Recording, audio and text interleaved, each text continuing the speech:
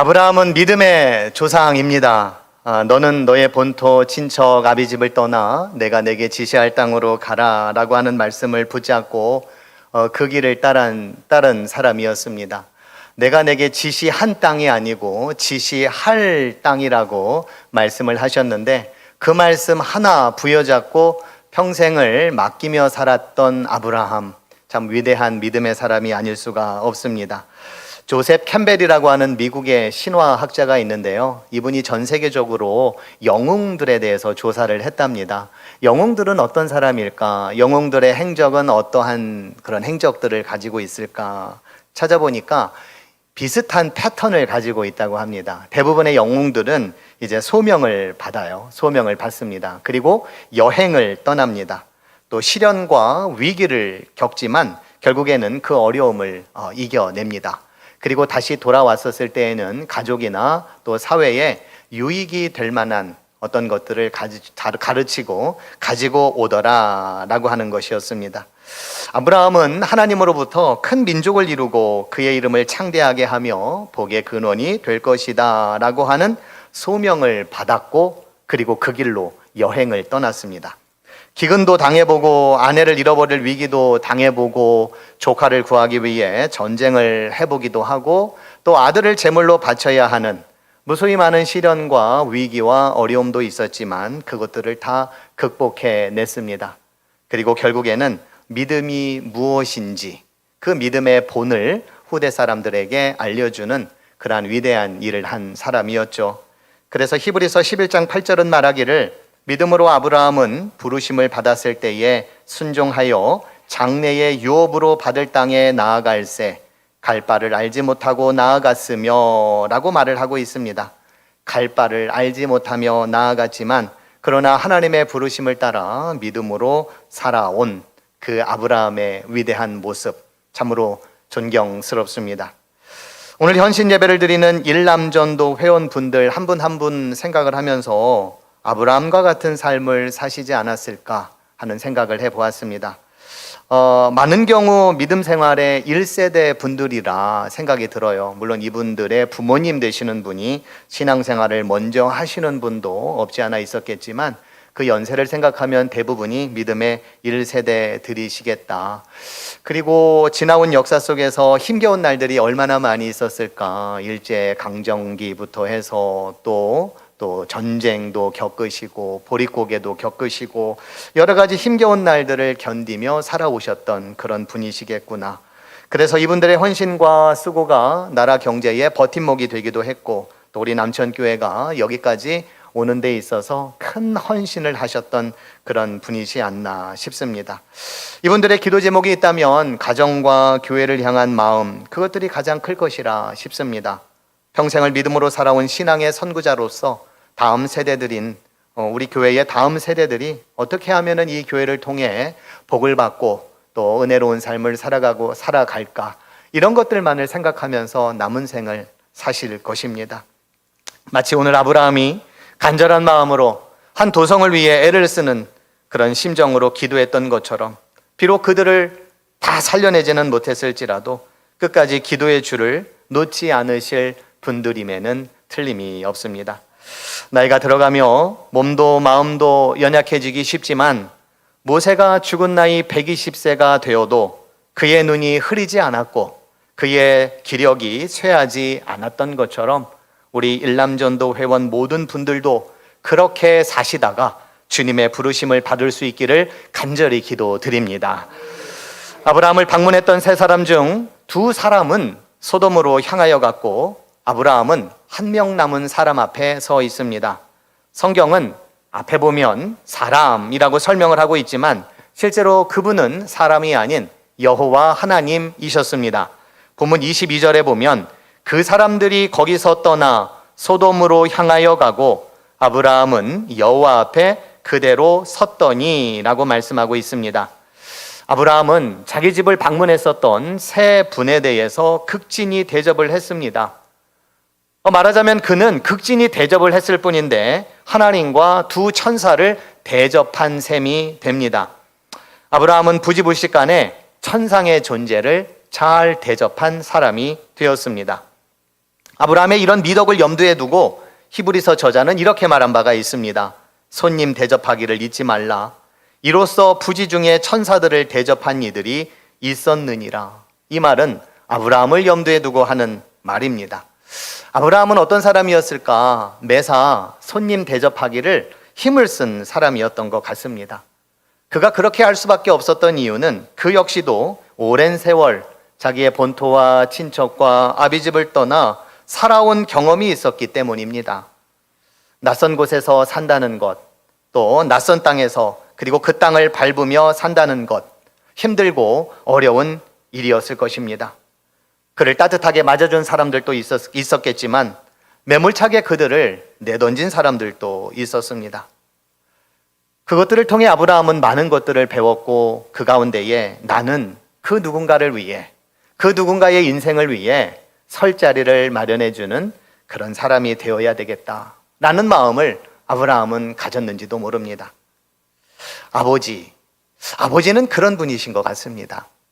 자식이 잘 되었으면 하는 마음, 그 간절함이 아버지에게는 있고 이 자식들이 자리를 잘 잡고 그들의 가정을 잘 꾸려나갈 수 있도록 고민하며 양육을 하시는 분, 이런저런 고생도 시켜보고 경험도 쌓게 해보고 그러면서 독립심도 갖게 하고, 물론 어머니들의 마음은 이와 다를 수도 있겠지만 아버지의 무관심은 진짜 관심이 없어서라기보다는 스스로 자식들이 설 수 있는 동기를 부여하기 위함은 아니었을까 생각이 듭니다. 그런 척 하면서도 아버지들은 자식들 몰래 분주하게 애를 쓰는 모습이 눈에 선합니다. 언젠가 아버지에 대한 자료를 찾다가 이런 글을 발견한 적이 있습니다. 지난번 사랑방 사역자 모임에서도 나눈 적이 있는데요. 10살이 되기 전 아이들에게 아버지는 무엇이든 못하는 것이 없는 슈퍼맨입니다. 그러나 10대가 되면 그게 사실이 아니라는 것을 이내 알게 됩니다. 아버지는 모르는 것도 많고 못하는 것도 많은 대수롭지 않은 존재입니다. 20대의 아버지는 아무것도 모르는 존재입니다. 아버지는 안 맞아도 너무 안 맞습니다. 30대가 되어 아이를 낳아 기르다 보면 아버지 말씀 중엔 가끔 맞는 말도 있다는 평가를 내립니다. 40대가 되면 아버지 말씀 중에는 귀담아 들을 만한 이야기가 많다고 여깁니다. 50대가 되면 이럴 때 아버지는 어떤 결정을 내리실까 생각하게 되고, 이윽고 60대가 되면 아버지 말씀이 다 맞습니다 라고 고백합니다. 그러나 그때 아버지는 더 이상 이 땅에 존재하지 않습니다 라는 내용이었습니다. 저도 2년 전 아버지를 보내드리고 가장 답답했던 순간은 이럴 때 아버지라면 어떤 결정을 내리실까라는 그런 마음이 참 많이 들었습니다. 묻고 싶은데 제 곁에 계시지 않는 그 아버지를 생각하며 어떠한 결정을 내리는 것이 가장 좋을까 고민했던 적이 있습니다. 우리 교회는 아버지들이 많습니다. 고령화 사회라고는 하지만 아버지 같은 자상하고 의지할 만한 분들이 많다는 것, 얼마나 고맙고 감사한 일입니까? 언제나 가족과 같은 분위기 속에서 아버지의 경험이 많은 것들을 우리가 도움을 받고 또 젊은이들에게 든든한 버팀목이 되어지는 그러한 아버지들이 많은 곳, 우리 남천교회는 참으로 행복하고 복된 교회리라 분명히 믿습니다. 성경에는 여러 사람들의 기도가 나오지만 아브라함의 기도만큼 굉장히 독특한 기도도 없습니다. 몇 차례에 걸쳐 하나님과 협상을 하는 내용도 그렇고, 자신의 문제가 아닌 전혀 알지 못하는 낯선 사람들의 운명을 위해 간청해 드리는 그러한 모습들도 참으로 독특합니다. 물론 아브라함의 조카와 또 그의 가족들이 연루되어 있기는 했지만 아브라함의 기도는 한마디로 말하면 타자를 위한 기도였습니다. 사실 소돔성에 대한 죄악은 명백한 사실이었습니다. 본문 20절과 21절에 보면 여호와께서 또 이르시되 소돔과 고모라에 대한 부르짖음이 크고 그 죄악이 심히 무거우니 내가 이제 내려가서 그 모든 행한 것이 과연 내게 들린 부르짖음과 같은지 그렇지 않은지 내가 보고 알려 하노라 라고 아브라함에게 말씀하셨습니다. 사실 하나님께서 알 필요가 더 어디에 있겠습니까? 위에서 보나 내려가서 보나 하나님 보시기에는 다 똑같지 않았겠습니까? 그렇다면 하나님께서 아브라함에게 굳이 이 말을 하면서까지 여지를 남긴 이유가 어디에 있을까? 아브라함의 기도를 통해 우리에게 어떠한 깨달음을 주기 위함은 아닐까 하는 생각을 해보았습니다. 말하자면 세상이 아무리 죄악으로 가득해도 우리가 기도하기를 쉬지 말자라고 하는 그런 메시지와 간절한 기도가 하나님의 마음을 되돌릴 수도 있지 않겠는가 하는 그런 마음입니다. 성경에 보면 모세의 경우가 그랬습니다. 황금 송아지를 만들어 하나님으로 삼고 숭배했었던 백성들의 죄는 죽어 마땅했습니다. 그러나 모세는 하나님의 약속의 말씀을 조목조목 따져가며 하나님의 심판을 멈추게 한 사람이었습니다. 살다 보면 그럴 경우 있지 않습니까? 특별히 우리 아버지들한테요. 자식이 누군가에게 잘못을 많이 했어요. 그래서 좋지 않은 결과가 발생할 것이 틀림이 없습니다. 그런데 아버지께서는 피해자에게 찾아가서 용서를 구하기도 하고 무릎을 꿇기도 하고 우리 자식 한 번만 봐달라고 별의별 방법을 다 쓰는 그런 아버지의 모습. 저에게도 그런 과거가 없지 않아 있었습니다. 아버지가 다른 사람들에게 죄송하다고, 미안하다고, 목사인 아버지가 다른 사람에게 그런 모습을 제가 보니까 저 역시 너무 부끄럽고 또 죄송한 마음이 들었을 때가 있었는데, 아버지는 가만히 계시다가 큰일이 생기면 이것을 막으려고 안간힘을 쓰시는 그러한 분이 바로 아버지이신 것 같습니다. 아브라함의 기도 역시도 그런 기도였습니다. 자기와 크게 상관도 없으면서도 저들을 살려보겠다고 안간힘을 쓰는 그런 아버지의 모습을 아브라함을 통해서 우리가 살펴볼 수가 있습니다. 하나님은 이미 심판을 결정하셨습니다. 소돔성에는 10명까지는 없었던 것으로 생각되지만 사실 한 사람도 없었습니다. 한 사람이라도 있었다면 하나님께서는 주께서 의인을 악인과 함께 멸하려 하시나이까 라고 하는 아브라함의 말을 들어주었어야 합니다. 그러나 그들은 모두 심판을 받았습니다. 그 이야기는 의인은 한 사람도 없었다는 이야기입니다. 한 사람의 의인도 없는 소돔성을 심판해야 하는 하나님의 심정도 그렇지만 의인 한 명 정도는 있지 않겠는가 하는 심정으로 하나님을 설득하고 있는 아브라함의 그 심정이 충분히 느껴지지 않습니까? 아버지들은 긴 말을 하지 않습니다. 그저 잘 살아라, 남에게 패기치지 말고 살아라, 열심히 일해라, 정직해라, 이런 말들을 주로 합니다. 그러나 짧은 말 속에 담긴 아버지의 간절함은 결코 작지 않습니다. 하나님께서는 이미 심판을 작정한 것으로 여긴 아브라함은 두 천사는 소돔성을 보내고 여호와 앞에 그대로 선 다음 가까이 다가가 말했습니다. 주께서 의인을 악인과 함께 멸하려 하시나이까. 이 장면을 상상해 보면 두 팔을 벌리고 하나님을 마치 가로막고 있는 것처럼 보여집니다. 결코 이들을 심판할 수 없습니다. 한 사람이라도 있으면 어쩌시려고 그러십니까? 절대로 그럴 수 없습니다. 재고해 주십시오. 의인의 숫자를 다시 파악해 주십시오. 이런 장면이 상상이 됩니다. 하나님께서도 당장의 심판을 멈추시고 아브라함의 요청에 귀를 기울이셨습니다. 50부터 시작하겠습니다. 의인 50명이 있으면 어쩌시겠습니까? 내가 의인 50명을 찾으면 그들을 위하여 온 지역을 용서하리라. 그랬더니 아브라함은 45명은 어떻습니까? 40명은 어떻습니까? 30명은요? 20명은요? 그리고 아래옥기 황송하오나 10명은 안 되겠습니까? 아브라함은 그렇게 하나님께 간청을 했습니다. 왜 아브라함이 10명 밑에 구하지 않았을까 하는 의구심도 없지 않아 들을 것입니다. 성경은 거기에 대해서 어떠한 설명도 하고 있지는 않지만 10명의 숫자는 사회 전체를 지탱해주고 대변하는 최소의 단위라고 합니다. 의인 10명이 없다는 것은 사회 전체를 지탱할 만한 힘도 여력도 없다는 것을 의미합니다. 안타까운 일이고 슬픈 현실이죠. 하나님은 지극히 소수의 사람일지라도 악인과 의인을 구별 없이 멸망시키는 분은 아니시지만 그 소수의 사람조차 없어서 그 사회는 더 이상 지탱해낼 수 없는 그 지경까지 이르렀다라는 겁니다. 어쩌면 하나님께서 지금의 이 세상을 바로 단박에 심판하지 않는 이유가 있다면 그나마 의롭게 살려고 애를 쓰는 사람이 있기 때문일 것입니다. 그들이 살아있는 한 하나님께서는 심판을 유보하고 계신다는 겁니다. 하나님은 심판보다도 구원의 의지가 더 강하신 분이시기 때문입니다. 할 수만 있다면 용서하시고 할 수만 있다면 구원해 주시고자 하는 마음이 강하신 분이십니다. 아브라함의 기도는 그런 하나님을 알게 하는 감동적인 기도였습니다. 비록 소돔성이 멸망하기는 했지만 우리는 이런 깨달음을 얻습니다.